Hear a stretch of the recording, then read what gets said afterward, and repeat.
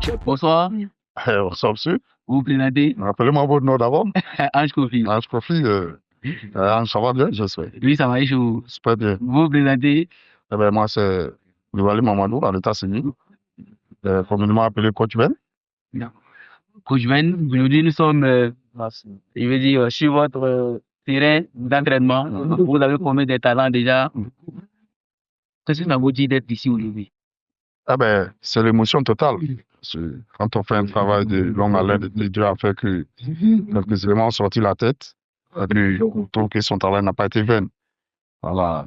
D'abord, mes premières impressions, c'est de retrouver mes jeunes à catégorie. Je suis très satisfait de les retrouver comme ça. Chaque année, Inch'Allah. C'est l'année dernière, on a commencé. On a initié ça l'année dernière.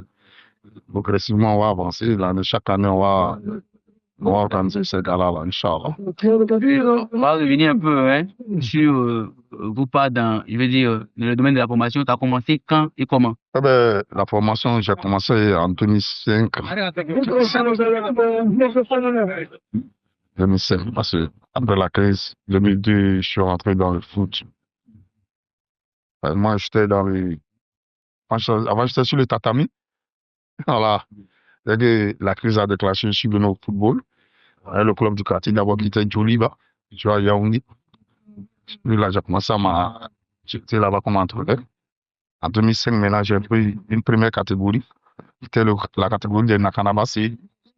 On est Idrissa, qui ont servi Espérance, les premiers joueurs d'Espérance de Boaké, Boaké Football Club.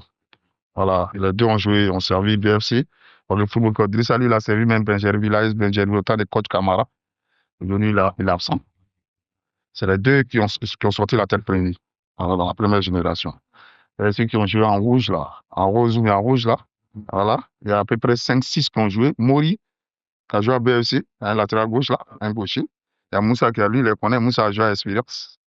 Ce sont à peu près 5-6 qui ont servi aussi au football à Boaké ici, au championnat national.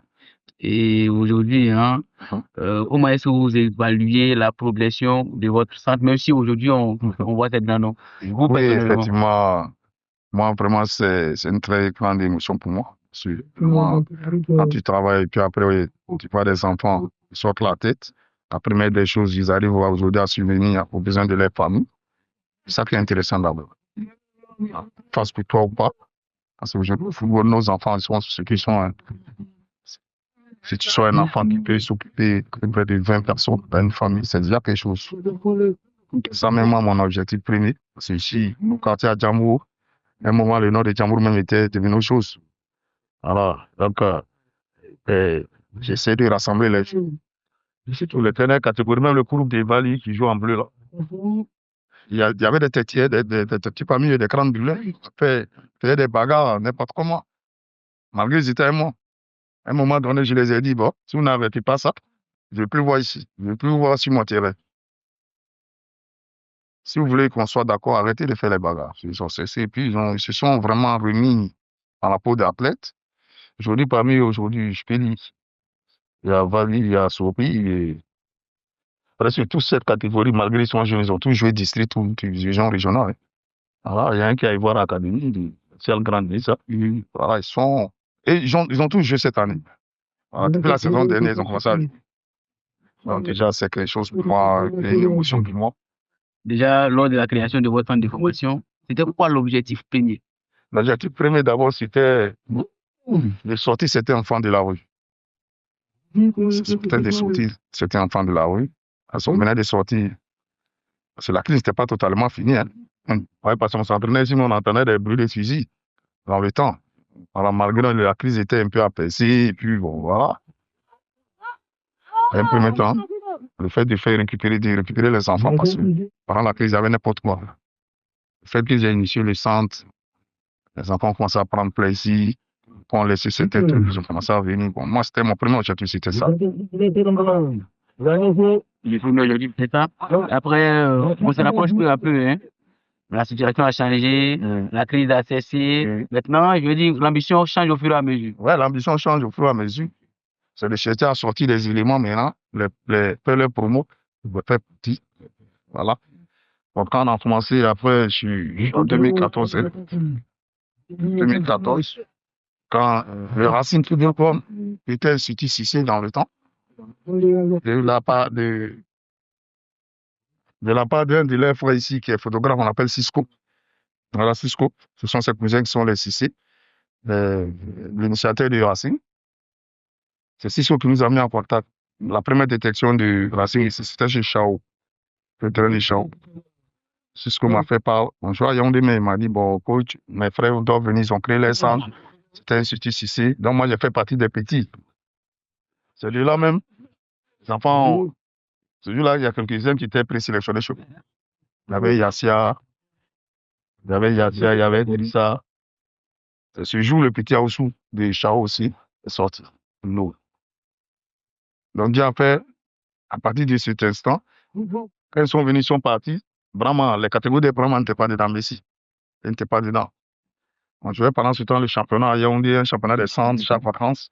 Donc, le manager était, les autres étaient partis, ils ont laissé les managers. J'ai dit au manager, j'ai dit, ah, ben, j'ai un talent ici. Si vous pouvez le voir. Il est parti bizarrement ce jour, il est venu faire un tour matin à Yaoundé.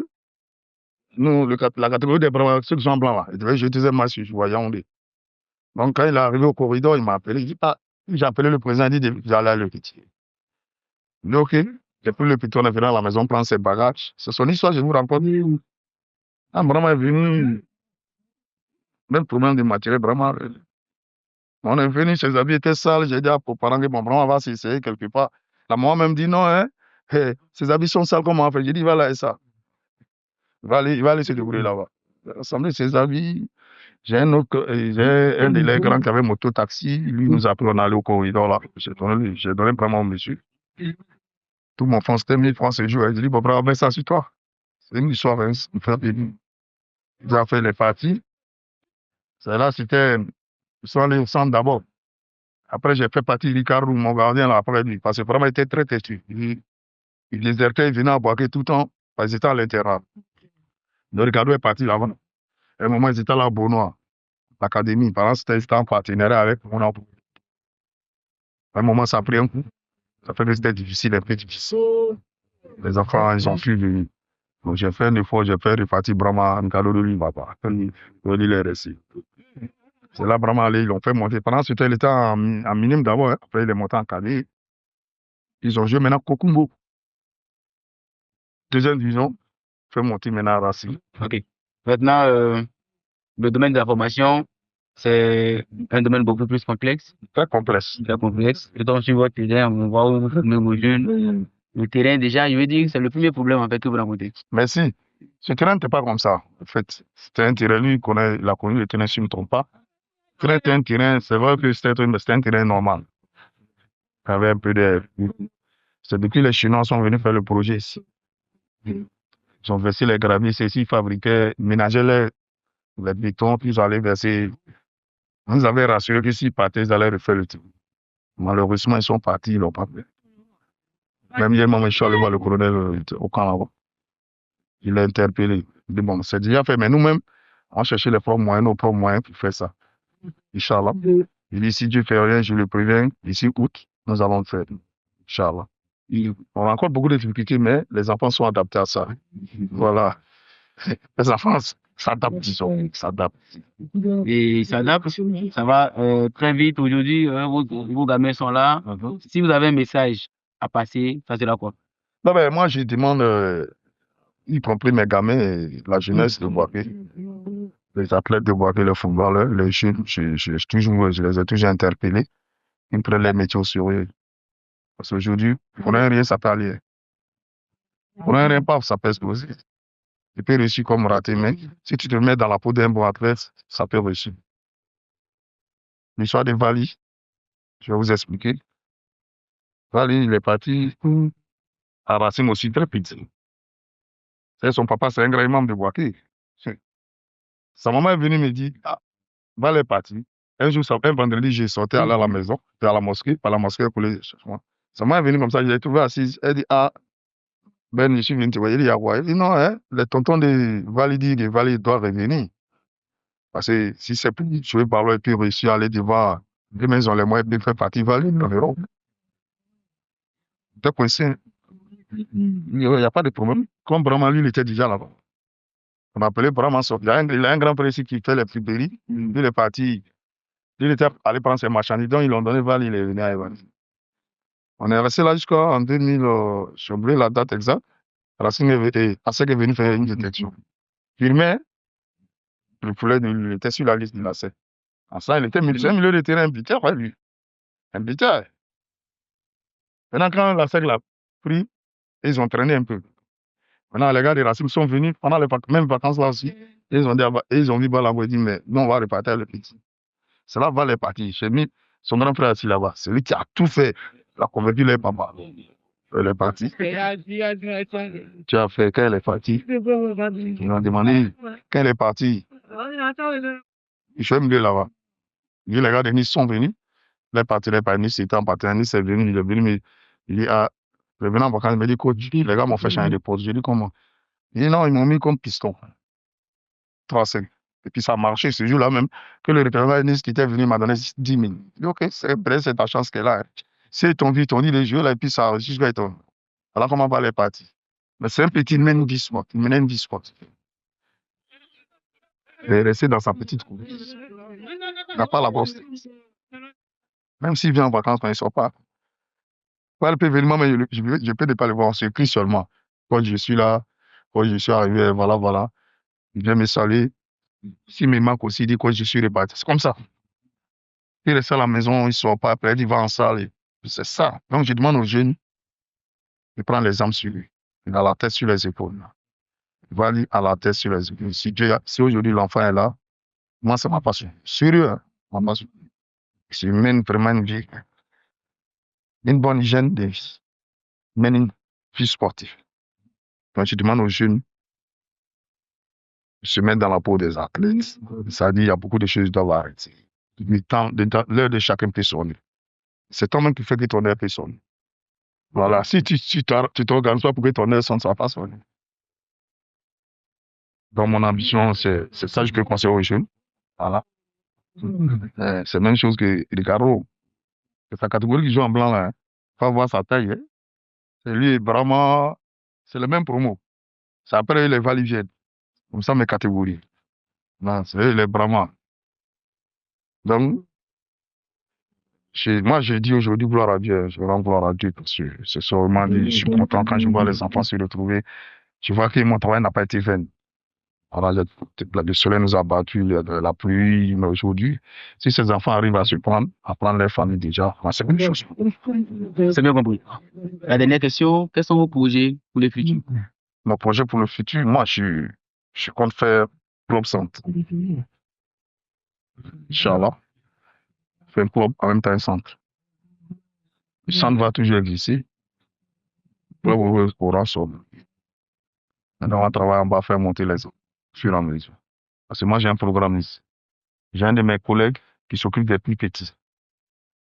Pour moi, c'est lui qui venait près de moi. Après lui, s'ils arrivent au niveau minime, moi, je les prends. À l'âge de compétition maintenant, moi-même, je commence à bonifier le travail. Et puis maintenant, on commence à les évaluer. Donc, le travail que je vais mettre en place, le projet que je vais mettre en place, c'est de faire centre club.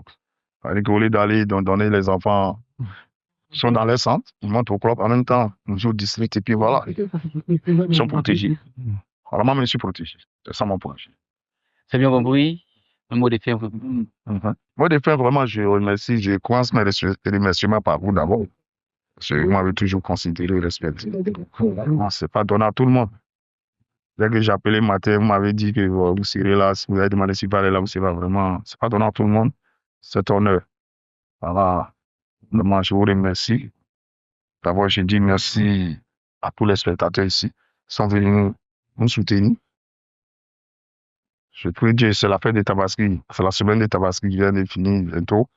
On prie Dieu que Dieu nous prête vie et santé. C'est ça qui est le premier objectif. S'il y a la santé, c'est le meilleur prix.